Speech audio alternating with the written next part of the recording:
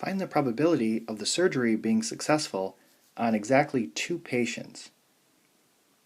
So when it says exactly 2, that means that x is equal to 2. So I want to plug in x is equal to 2 as well as the original n, p, and q values all into the formula, and this is what I get.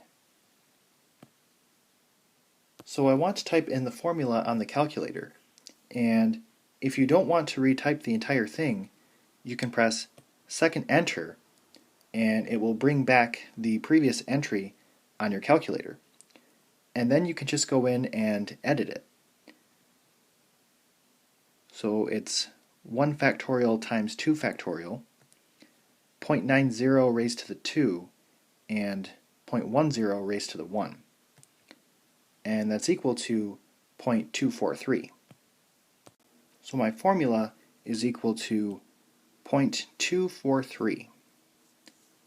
Find the probability of the surgery being successful on exactly 3 patients. So x is equal to 3, and if we plug in x, n, p, and q into the formula, we get this.